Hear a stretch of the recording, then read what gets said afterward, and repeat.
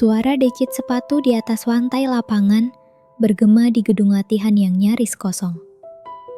Dari barisan tengah bangku penonton, Baim duduk diam, memperhatikan sosok ramping yang bergerak lincah di seberang sana. Rina. Rambut pendeknya yang basah oleh keringat menempel di pelipis dan tengkuk. Raketnya terayun dengan presisi yang lahir dari ribuan jam latihan tanpa henti. Gadis berusia 21 tahun itu adalah pemain bulu tangkis tunggal putri yang tak tergabung di pelatnas. Dilatih langsung oleh ayahnya, seorang mantan atlet yang kini merangkap sebagai pelatih sekaligus manajer. Ia tengah mempersiapkan diri untuk turnamen Sport TV, sebuah kompetisi dalam negeri yang diselenggarakan oleh platform televisi streaming khusus olahraga. Sebuah pukulan smash meluncur dari raketnya, terlalu keras. Kok melesat melampaui garis belakang lapangan. Detik berikutnya, Sugito sudah berlari memasuki lapangan. Pria tua itu menghampiri Rina dan tangannya mendarat di kepala gadis itu tanpa ragu. "Bodoh, kau memberi celah lawan untuk melakukan balasan." Hardikan itu memantul di dinding-dinding gedung latihan yang lenang, bergema hingga ke bangku penonton tempat Baim duduk. Baim mengepalkan tangan di atas pangkuannya. Ia bisa melihat dari kejauhan bibir Rina bergerak pelan, meminta maaf. Seperti yang selalu gadis itu lakukan. Ini bukan pertama kali. Sejak Baim pertama kali meliput Rina sebagai wartawan tabloid olahraga 5 tahun silam, saat gadis itu baru menginjak usia 16 tahun dan memulai karirnya di dunia bulu tangkis. Pemandangan ini sudah menjadi ritual yang menyakitkan untuk ditonton. Sumpah serapah, makian, tangan yang terangkat tanpa segan. Dan yang paling membuat Baim ngilu bukanlah pukulan itu sendiri, melainkan apa yang perlahan menghilang dari sepasang mata Rina. Dulu di awal-awal masih ada sorot perlawanan di sana. Kilat kecil di balik wajah datarnya, sesuatu yang masih ingin memberontak. Tapi sekarang, di usianya yang ke-21, kilat itu sudah padam sepenuhnya. Rina terlihat seperti seseorang yang telah pasrah dengan hidupnya. "Waktu istirahatmu 15 menit. Setelah itu kita latihan lagi." "Iya." Satu kata, datar, tanpa warna. Rina berjalan ke pinggir lapangan dengan langkah terukur, seolah setiap gerakannya sudah diperhitungkan agar tak memancing amarah siapapun. Baim bangkit dari tempat duduknya dan menuruni anak tangga bangku penonton. Langkahnya ringan, tapi hatinya berat. Rina sudah duduk di bangku panjang pinggir lapangan. Handuk kecil tersampir di lehernya, sebotol air mineral tergenggam di tangan.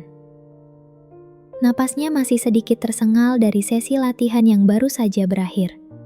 Atau lebih tepatnya, dari sesi latihan yang baru saja dihentikan paksa oleh teriakan ayahnya. "Rin?"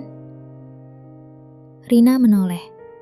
Wajah berbentuk hati itu tak menunjukkan kejutan, tak menunjukkan kegembiraan, hanya pengakuan datar akan kehadiran seseorang yang dikenalnya. "Im, libur." Hanya Baim, satu-satunya manusia yang bisa disebut teman oleh Rina di dunia ini. Sejak masih menjadi wartawan olahraga yang rutin meliput pertandingannya, hingga kini beralih profesi menjadi wartawan infotainment, Baim tetap menjadi orang yang sesekali mampir ke sisi Rina. Dulu, Sugito mengizinkan putrinya bergaul dengan Baim karena alasan yang sangat pragmatis. Liputan Baim memudahkan Rina mendapatkan sponsor dan iklan. Bagi Sugito, Baim bukan teman putrinya. Ia adalah alat promosi. "Enggak, sengaja mampir aja kemari." Ada hal yang tak pernah Baim ungkapkan pada Rina. Perasaan suka yang sudah ia pendam sejak lama, tersimpan rapat di balik topeng persahabatan. Dan hari ini, ia datang dengan sebuah ajakan. "Aku dapat undangan premier film definisi Cruise untuk 2 orang. Kamu ikut ya?"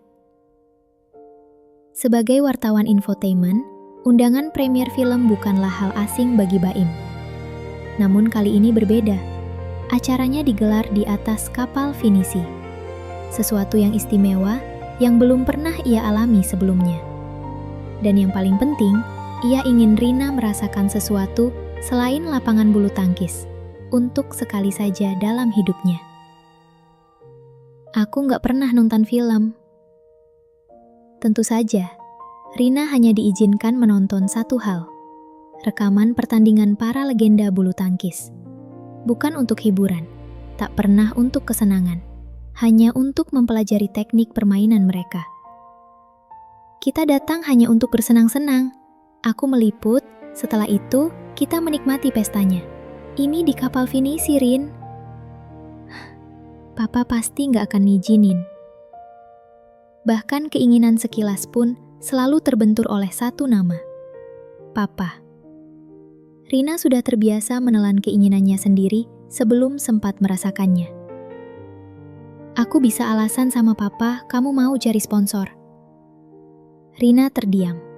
Matanya menatap lurus ke lantai lapangan yang mengkilap memantulkan cahaya lampu neon di atasnya. Tapi aku nggak punya baju buat dipakai. Pinjam adik tirimu, baju dia kan bagus-bagus. Rina masih tak menjawab. Ia dan Terry, adik tirinya, anak kandung Sugito dan Rita, tidak pernah akrab. Terry dan ibu tirinya punya dunianya sendiri. Dunia yang penuh gaun-gaun cantik, rambut panjang diwarnai, dan kebebasan yang tak pernah Rina rasakan. Aku izin papamu dulu. Biar papamu yang bilang ke Terry untuk meminjamkan gaun untukmu. Baim sudah melesat ke arah lapangan sebelum Rina sempat menjawab ya ataupun tidak. Rina menggigit bibir bawahnya. Dari pinggir lapangan, sepasang matanya mengikuti punggung Baim yang kini berdiri di tengah lapangan hijau berhadapan dengan Sugito. Akan ada banyak orang iklan yang datang. Saya akan mencoba mengenalkan Rina pada mereka. Mungkin dengan Rina ikut, kalian bisa mendapat sponsor lagi. Sebuah kebohongan yang mengalir lancar dari mulut Baim. Ia tahu betul betapa sulitnya mendapatkan sponsor bagi atlet olahraga di Indonesia saat ini. Dunia olahraga sudah lama kehilangan pamornya, tenggelam di bawah hiruk-pikuk carut-marut politik dan drama artis yang lebih memuaskan dahaga publik akan tontonan.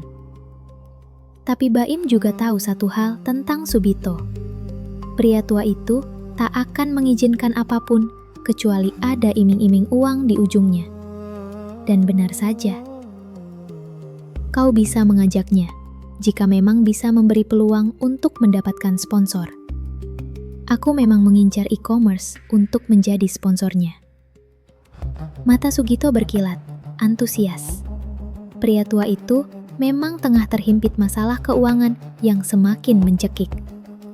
Rita dan Terry, istri dan anak kandungnya, mulai tak terkendali dalam menggesek kartu kredit. Sementara satu-satunya sumber penghasilan keluarga adalah uang kemenangan turnamen Rina. Setiap rupiah dari kemenangan gadis itu disedot habis. Tak pernah tersisa sepeser pun untuk Rina sendiri.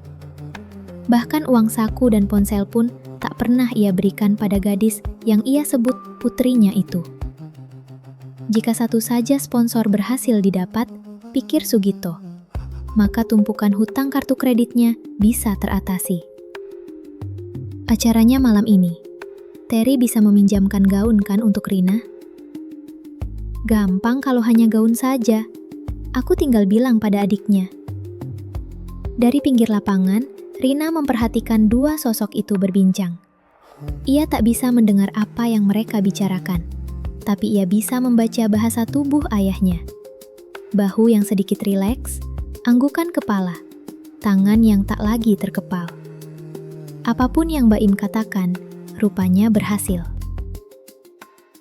Di balik tirai yang tak pernah terbuka, aku berdiri sendiri.